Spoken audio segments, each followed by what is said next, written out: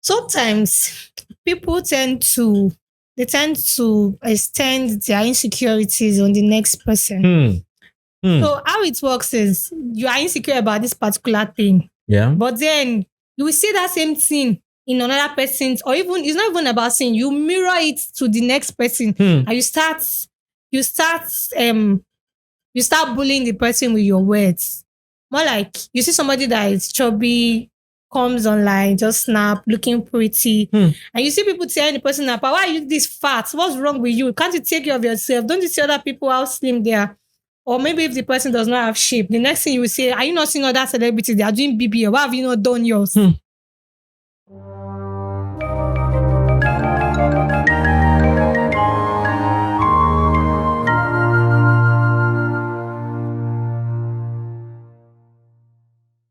Hey guys, welcome back to another episode of What Nobody Is Saying. It's another time for movie review.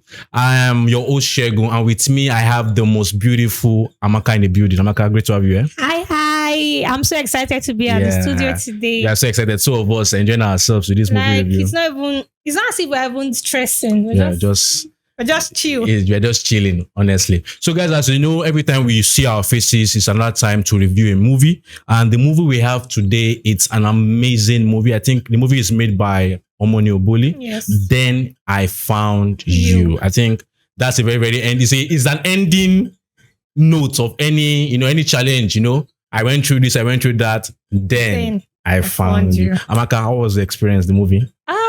Funny enough, the movie is actually a faith-based film. Yeah. It's leaning more into the Christianhood, and most of the preachings there, it was more like it was talking to me personally, and I enjoyed the movie. Yeah, I think I agree with you. It's one of those few movies, since we have been reviewing movies, we've not reviewed a movie like this. Yes. In the sense of, it's a movie that you enjoyed the movie, but also you can interact with the spiritual aspect of things. And when I was watching the movie, for example, I went to the comment section and I saw people say, I even gave my life to Christ while watching the movie. I saw a comment and I was like, that's lovely. Really, really. Even the songs, you would sing. It was just an amazing movie, really. Amazing movie. So let's go right into the points in the movie. First of all, we want to talk about a major part that has to do with blackmail. I think this one major thing in this movie is blackmail. So what do you feel? I think overall we've spoken about blackmail a couple of times, and we've gotten to the conclusion that if you're being blackmailed, don't give in. Yes. Don't give in to your blackmailer. That thing they're asking you to do not do it, because if you do it, you will keep doing it. Yeah. I think I remember what you said, one of the episodes we did earlier, where I think it was a Sandra Okozua's movie, where we talked about where she was being blackmailed. The same nudes now, explicit content, where I remember what you said. You said you have to be wise enough not to give them, because you want to make the decision to give them the first time, you just find yourself in that loop of you keep giving them. And I feel that's very, very important in sense of, reach out to the right authorities. Yeah, I know Nigeria is not, there are a lot of things not well with the way we do things here. Nigeria is very arranged. Nigeria is very well, to say the least. You understand? Very arranged, to say the least. But I think the right thing is to reach out to the right authorities that can secretly fish out who is trying to blackmail you. You understand? But I know sometimes it's about the shame. And I think they also address shame, which I also coming to. The shame that if this thing get leaked, you understand? If I tell somebody, how will they see me? How will they perceive me? If I go to the authorities, how will they perceive me? I'm a celebrity. Maybe one of the people I'm telling there in the station can even leak a news that this thing is out there or something. So I understand that there is shame. But as Amaka would always say, the first step is stay calm. Don't budge to their demands. Because the moment you do that, you will just find yourself, you keep paying. But I think, yes, blackmail. But we also have to discuss about the fact that why are people taking nudes? This is like the third movie, if I'm not mistaken, that we are reviewing here, where it has to do with somebody having somebody's nudes. Why are people taking nudes? Some people, they might be taking it just for themselves. They want to look at themselves and they just want to have it on their phone. Why some people, it might just be that, there's this thing where some people, they send these stuffs to like their partner. Why? And I really can't say. Everybody have their own reasons though. Wow. Yeah, I should say everybody has their own reasons, but it's not a wise decision. It's really not a wise decision because sometimes some of these things, they tend to over time come to limelight. Yes, exactly. Maybe somebody you've sent it to for a couple of years and you guys have forgotten, you guys have gone your separate way. Yeah. And probably you become successful and the person just say, oh yeah, I know this person, I have this person's nude. They start to blackmail you. I want money. And you looking at it that you are successful, you have a lot of things to achieve, lose. to lose. If and this thing comes out, you want to give it to them. Okay, I need 5 million. You want to keep sending it to them. But the thing you should understand is the moment you stop giving them these things, it's still going to come out. So the best thing is don't even take it out. Don't even try it. Yeah, because you lose both ways. And I feel just to add to what you said in the sense of, I think everybody should not, you understand, should not give anybody their nudes. If it's someone that you are intimate with, obviously, it's a sensible thing that you should not give anybody your nudes, because even in the society currently, we've had instances of celebrities that had their nudes. Yeah. So why are you understand, taking somebody's nudes? Why are you demanding for someone's nudes? And I think recently there's like a law passed. Yes. Like if you leak somebody's nude, I think there's like a certain punishment, but we don't really know how they will see that through. So exactly. To be on a safe side, don't just send. Don't just even send. I know. Yes, it's a common trend in relationship. Let me say now, what are you wearing? Those kind of things. They used to call you view once. View once. See, these view once. I saw something trending on TikTok, right? View once. I just saw it. I didn't go further, but I saw view once. I don't understand what they're trying to say in view once. The fact is, if you say okay, and someone say send me your nudes, and like, I will send it. I will use view one. The fact is that the person can use another phone to snap or record. Same thing. I know they might not be able to screen record, but they can use another phone to actually take it. You get? Right. So the fact is, people are smarter. You understand? And you also, the only way to bypass all these things is that don't even send it at all. I think it's very, very important. And again, there's still one thing that they said the internet never forgets. The internet always have records. So even if you think that you've deleted it, it's gone, it's still there in the, what's this called? In the cloud. It's still in the cloud. Yes, exactly. Until there's something they call second deleting. So even if you've deleted it on your phone, it's still in the cloud. There's some recent technology that will be like, okay, use this so app or use this website. You go check if you have stuff like this there. Yeah. Then just delete it in the cloud. So we don't know how fast that will be or how true that is. That's also another means. You can go check if you have stuff like this. You can just go check and delete it permanently. You can delete permanently, yeah. And so let's move to another part of this extortion, nudes, and the likes. Shame and the like. We are coming to shame. But I think first of all is the fact that when in this movie, when the nudes came out, as with other movies we've analyzed here, when it comes out, you see the reaction from social media. It's always crazy. Oh, I knew you were this. Some there are different categories. Some will say, I knew you were always fake. Some will say, I'm ashamed, I'm disappointed. I thought you were a role model. I thought you were a role model. So there are always people that are disappointed, people that say, they always say, I knew you were a fraud. I know you are, what do you call it now? You are a call girl, you are a runs girl. How can, I don't want to say how can someone deal with that, but why do people always say, I always knew you were a fraud? Or some people say, I'm ashamed. Sometimes people tend to extend their insecurities on the next person. So how it works is you are insecure about this particular thing. Yeah. But then you will see that same thing in another person's, or even it's not even about saying, you mirror it to the next person and you start bullying the person with your words. More like you see somebody that is chubby, comes online, just snap, looking pretty. And you see people telling the person, why are you this fat? What's wrong with you? Can't you take care of yourself? Don't you see other people how slim they are? Or maybe if the person does not have shape, the next thing you will say, are you not seeing other celebrities? They are doing BBL. Why have you not done yours? So that's just how the world is. Yeah. I think this is what you say is very, very important too, in the sense of people pushing out their insecurities. Some people are not just happy people. Perfect. And when they scroll through social media, even though, yes, we know nobody has a perfect life, we are all journeying through life. But some people are always like, if they see you happy, it pains them that you're happy. Sometimes they feel like, why is it not me? Why is it not me? Exactly. That's another thing again. Some people, for example, now you just say, okay, let me just even start putting out stories there, telling people my own story, my own experience, and just go into content creation. That's when you now see some very mean comments.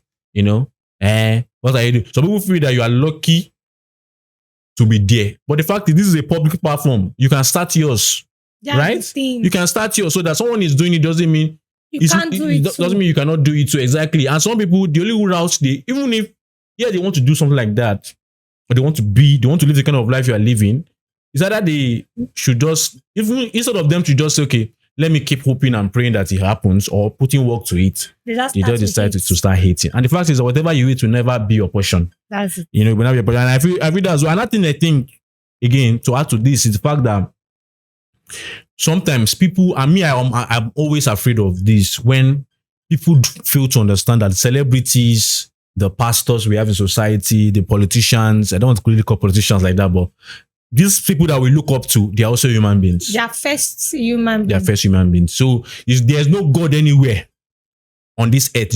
God is where God is in heaven. Abi? Yes. So do not fall into the trap of, you know, making these people like gods. That when they make a mistake, or when their human nature shows up, you now say, Ashi, you are just like, you understand?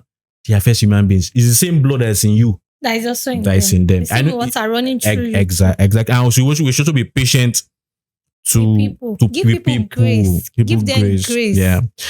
So the fact that this person is falling today does not mean the person cannot pick it herself tomorrow. Just give them grace. Yeah, and that's why the Bible verse that says, he does no sin, let him cast the first. I think it's a very, very, because everybody, we are all imperfect in one way. Everybody tends to commit. You cannot tell me that you've not sinned, or you are not capable of sinning. There's something that, okay, we know the grace of God is abundant for us to be able to live without sin or above sin. But it doesn't mean that even aside the grace being sufficient for us, we still fall into sin. But the most important thing is picking yourself back up. Yeah. That's just And so now this point you just made, now let's now take it to the church, because we saw that you mentioned grace, right? And we saw that at a certain point where the word, in quotes, were like, this is rubbish, this person is, you understand? As you said, if the world also is full of sin, right? Yeah. Everybody has sinned, you know, and we need to have that feeling that this person is also human. But now the word truth spatter away, right? But the church, not even the church per se, but a pastor, right, in the movie, because there were members of the church that were like, nah, we can't associate with this person. But we're coming to that part now. So the fact is, the pastor, you know, what's your impression of that pastor and how you went about dealing with the lady? So for me, my impression about him is, I feel like his character was more like, okay, we are going to make it easy for you to penetrate into the world based on his looks and everything. So, because I'm very sure if he were to be one put together pastor wearing all suits, his hair is, there's something we used to call bololo. Skin and everything. And he's looking pastory. You know, there's a look that we used to call pastory. More there's certain looks some pastors used to have. I feel like it might be difficult for him to be able to penetrate into some places. As you can see in the film, he goes to brothels, he speaks with prostitutes, he encourages them, preach to them. And we could see that after a while, some of them gave their life to Christ. Yeah. Though he had some lashing from the church, why are you like this? Why are you just... But then he made us remember that even Jesus Christ himself, he ate with the Gentiles. Yeah, exactly. He said, I am not for... There's a word the guy used in that movie. He said, I did not come for the healthy. Yeah, he came for the sick. They didn't build the hospital for the healthy. They built the hospital for the sick. If you're healthy, you will not go to the hospital. Exactly. So more like, this is not meant for you that already has it. It's meant for those that don't have it. Yeah, and I think funny enough, to add to what you said, is the fact that, yes, the gospel is meant for the sick, right? Yes. But the fact is that everybody that is healthy today was once sick. Yes. And sometimes I usually say that sometimes we forget that we were once sick, and we're not as merciful, or we don't dish out the same amount of mercy. I know we can't do it the same amount, but we don't dish out commensurate mercy that the same mercy that we received. You understand? So many believers are not merciful. Yes. Because when you hear people say, those ones I don't like that, but one time you were also in sin. What you just said made me remember. There's a story in the Bible where there's a master. He has servants, and some of them were owing. Yes, exactly. And the person that is even owing more, the master forgave him. Said, "Okay, you go. Don't worry, I'll sort it." Yeah. Then you went, and you now went to look for somebody else that is owing you. That's not even owing you. Up to half of what you are owing. Perfect example. And you decided to jail the person and say you must pay me, forgetting that somebody else let go of your sin. Just somebody let go. I think so. We just need to be more merciful. You understand? More, we should show that empathy. In fact, there's nobody, as you said earlier, there's nobody that has not sinned. And if you think you have not sinned, you are a big liar. In fact, you even thinking you've not sinned, portraying yourself as perfect. That's even sin on its own. Exactly. Perfect. That's even sin on its own. So we have to show mercy. And I think that's what the pastor did. And I also like the fact that, in as much as I understand that we have to also be careful in a part of the way he was dressing and how we approach. But I think that kind of dressing also helps. It's easier for those kind of people to feel relaxed with you. Yes.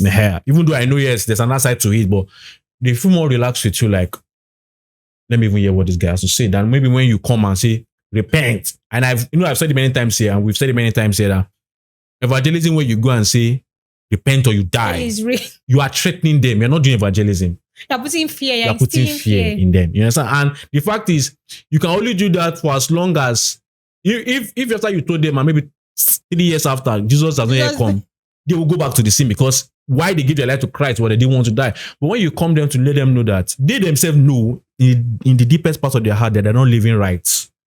This thing you said, it made me remember, there's one year, I think 2000, where there was prophecies that the world is going to come to an end. Everybody starts selling their properties.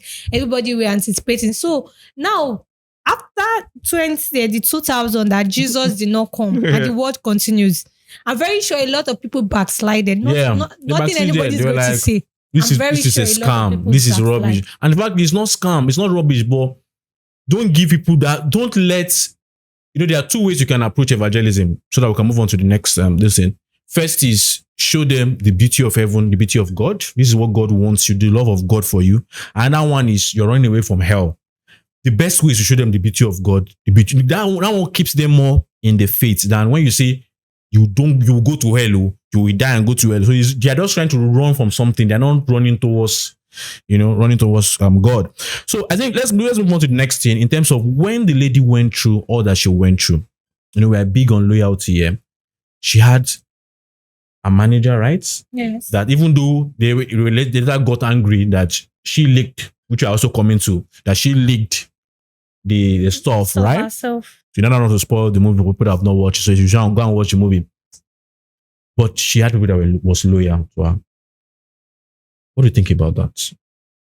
See, I would say she was actually blessed, because at your lowest, people will leave you. Yeah. It's not a thing of, no, I'm not that kind of a person. They will. It's normal. People will leave you. In fact, I feel like it is at your lowest that you are even building yourself to become what you want to be. Yeah. Because fake people will go. People that are not meant to be in your life, they will leave willingly. It's not like I don't want chasing them. You'll be the one saying, why is this person going? It is for your own good. Exactly. Regardless of everything. But then after you've gone through that phase, you realize that I think I needed this phase. And then you need this phase. I think that's very important, because a popular phrase, not popular now, a phrase that the pastor used, he said, a challenge is going to come into your life, paraphrasing now, that will help you to clear the room. Sometimes God doesn't give you those challenges, but God uses those challenges for you to know the kind of people around you. Yes. Right? For you to know that, because sometimes if you don't have those challenges before the mighty breakthrough, you might still be keeping people that you should not keep. And they will be draining you along the way. Like, and as Amaka said also, there are not everybody that comes into a relationship with you or comes to be your friend comes for you. Some people come from what you can offer them, right? And so when challenges come, is when you will not be able to sieve out, those that are for you, or those that came for you, or those that came for what you can offer. And again, there are some that also they came into your life for what you have. Exactly. Yeah, they came into your life for what you have. So They it's might just look at you and be like, I like the way this person does her stuff or his stuff. I like the way this person can say, let me even get close to even understand how this person does it. That's what they want. They'll come and they'll be all lovey with you. They just want what you have. Yeah, and once you don't have what you have before, that's all. That's all. They are gone. So on the final note, let's talk about the fact. Yeah, we know the fact that we don't want to spoil the movie, but she, there was a happy ending, as all happy endings. They are also coming to. But before we go, let's just take two more points. First of all, is the fact that she leaked her nudes. For me, I didn't see it as a logical thing. What do you have to say? Your scene, we could see that she was actually drunk. I think we had in the last episode we have another show we do Nigeria this week. So we said something about alcohol in this thing. If you can do well to check and alcohol and drugs and I saw that. Yeah. So she was actually high on alcohol at that moment. We could see that the way she was even sounding and no. Then somebody called her and be like, okay, they need you to talk about so person already like dropped the video. And the next thing she just pick up her phone. And she was like, I've sent it. She's sending her nudes. She was not actually in her right senses, but we could still give her excuse and say that she was tired. Under the influence, and she was also fed up. She was tired of it. But me, I just felt that, but I know that definitely it's difficult when you're in that situation. But we always advise people whenever you find yourself in such a situation, reach out to the right authorities so that they can go ahead to grab, especially even the guy that comes to your place every day to come and be asking for money and food and everything. So you don't say, come collect money, come collect food, you'll nab them. You understand? So but I think lastly, after everything happened, the nudes were leaked, and but in as much as I love happy endings, I feel sometimes life doesn't always have happy endings. Yes. Right? Yes. And it should not be that people now watch a movie and just get the mindset that no matter what happens, my nudes are all over the way. I will still have an happy ending. Sometimes you may not have a happy ending. Yeah, sometimes. So the best thing is don't even take the nudes in the first place. Don't even send it. Don't even partake in any. You understand? Abi? Yes. Yeah, because some people will look at it that I just have the mindset subconsciously that I can take my nudes, I can release my nudes, I can say, you understand, the way life works, everything will just align and everything will just be happy for me. And I will end up marrying a pastor or marrying someone that is a very handsome guy and everything. Sometimes it might not work. Sometimes you might end up being single for life. But the good thing is just embrace your singleness because it is not a punishment. It's not a punishment, just embrace it. But what we're trying to show you now is that the best thing is that don't even take nudes. If there's anything I want people to get from this is, please don't even engage in nudes. And if there's anybody that has your nudes currently, I don't know what you should do. Really. Maybe you should go and beg them. Maybe you should go and beg them and collect the nudes or find a way to go and get their phones or their gadgets and delete the nudes. Or just have a game plan, just in case the person comes and be like, I want to blackmail you. You need to bring so amount of money or less your nudes. Prepare it down. Yeah, just prepare. So that when it happens, you're already ready. You're not going to be panicking. Step 1, step 2, step 3 to tackle that issue. I think those type of things, the only thing that makes it very hard is when you start to panic. Yeah, when you start to panic, when you're in fear, when that fear of shame comes. You just begin to do things irrationally. You send money, and the person just know that this one is an easy catch and they keep demanding. And the funny thing, as you said, once you don't give them again, they will still release it. So Amaka, final take. What's your final take on this movie? My final take in this movie is that you should embrace God. Yeah. Because it's the only one that can be with you in your lowest days, your lowest time. Yeah. Because humans, they really will leave you, truth be told. In fact, in this life, we've come to understand that nobody's going to be with you forever. Exactly. Even the love of your life, even your spouse, your children. Yeah. At one point, you will leave them or they will leave you. Yeah. But one person is always there. You can count on God. Yeah, that's God, really. I think that's very important in terms of, people will leave. Either they leave you consciously or life happens and they are not with you anymore. but God is always there, ever present help, Abi. Yes, in time of trouble. And secondly, for me to add, don't take nudes. Please. Because we are tired of coming to be seeing movies where, because it's truly happening. It's because it's happening in our society. That's why we are seeing Some them people, in movies. their nudes is like with some people are even selling their nudes. That's another discussion entirely. Why?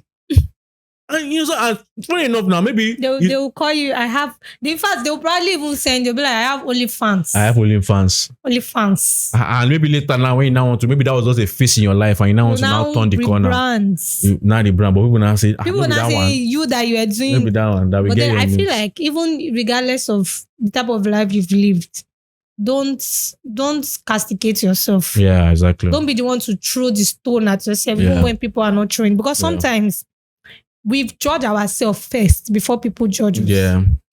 Because I think it's more of shame. We are really ashamed of ourselves. Yeah.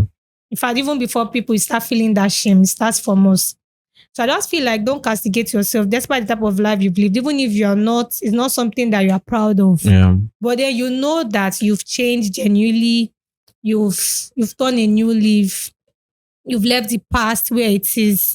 Though it's still normal that people will still refer to your past. It's not what you did, but if you already change and you have a new leaf, just give yourself the grace. Yeah. Don't castigate yourself. Yeah. So I think that's the final note, really. So thank you very much, guys, for sticking with us. As usual, this is What Nobody's Saying. And it's Then I Found You. That's the movie. And I stuff we talk about here, you really will not see it anywhere, because truth unfiltered. That's what I'm going to hear. And I pray that at the whole of the whole journey, you also end up and say, Then I found you. So stick with us. Don't forget to please like, subscribe, and share. Thank you very much. Bye. Bye.